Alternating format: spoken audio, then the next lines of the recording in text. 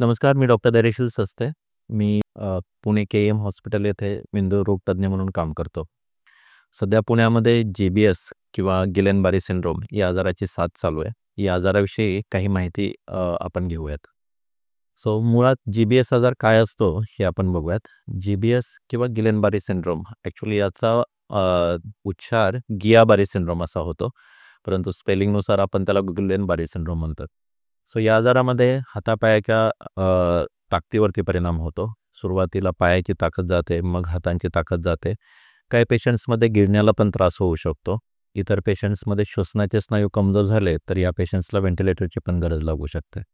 या आजाराची सुरुवात सर्वसाधारणपणे 8 ते 9 दिवसांपूर्वी होते. सुरुवातीला तुम्हाला पोटाचं इन्फेक्शन किंवा घशाचा संसर्ग होऊ शकतो.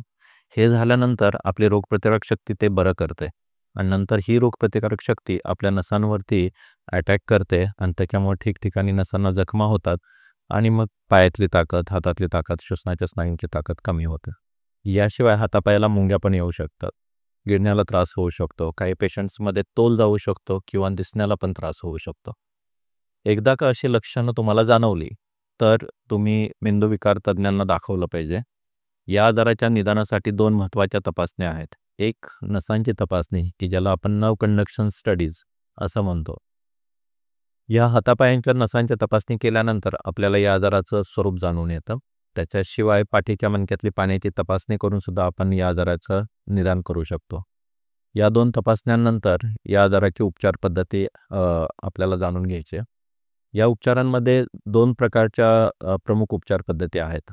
एक आहे इंट्राव्हिनस इम्युनोग्लोबुलिन इंजेक्शन आणि दुसरं म्हणजे प्लाझ्मा एक्सचेंज. या उपचार पद्धती त्याच पेशंट्सला लागू पडतात की ज्यांच्यामध्ये आजार फार जोराने वाढतो किंवा ज्या पेशंट्सचं ताकद पटपट कमी होते अशा लोकांमध्ये. जी-बी-एस या आजाराचा स्पेक्ट्रम असतो. म्हणजे काही पेशंट्समध्ये हा आजारामध्ये फक्त हातापायाला मुंग्या येतात, थोडीशी ताकद कमी होते, परंतु पेशंट चालू शकतात. परंतु दुसऱ्या स्पेक्ट्रमला म्हणजे याचा एक्स्ट्रीम स्पेक्ट्रम बघितला तर या आजारामध्ये श्वसनाचे स्नायू कमजोर होणे, हातापायांची पूर्ण ताकद जाणे, गिळण्याला त्रास होणे असं होऊ शकतं. या आजारांमध्ये पटकन निदान करणं आणि पुढची उपचार पद्धती जे की IVIG इंजेक्शन किंवा प्लाझ्मा एक्सचेंज हेच पटकन चालू करणं गरजेचं आहे. आता आपण जाणून घेतलं की हे आजार कशामुळे होतो, आजारामध्ये काय होतं किंवा याची ट्रीटमेंट कशी आहे. परंतु याचा आपण बचाव कसा करू शकता, हा आजार होऊ नये म्हणून आपण काय काळजी घेऊ शकता.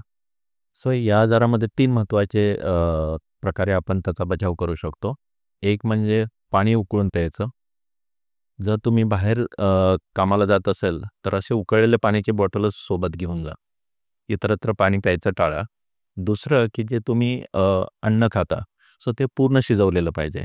कच्चं अन्न खाणं टाळा किंवा सॅलड्स वगैरे हे सगळं व्यवस्थित धुवून स्वच्छ करून मगच खायला पाहिजेत. आणि तिसरं म्हणजे हाताची स्वच्छता.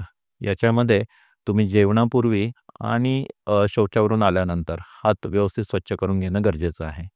जी-बी-एस आजाराविषयी बऱ्याच लोकांच्या मनामध्ये भीती आहे. तर न घाबरता आपण या आजाराचा स्वतःपासून बचाव करा आणि अगदीच हा आजार झालाच तर मग या आजारासाठीचे ज्या काही उपचार पद्धती आहेत किंवा ट्रीटमेंट आहेत या के-एम हॉस्पिटलमध्ये सगळं उपलब्ध आहे. तर तुम्ही लगेच इथल्या मेंदूविकार तज्ञांशी संपर्क साधून निदान व उपचार तुम्ही करून घेऊ शकता. नमस्ते.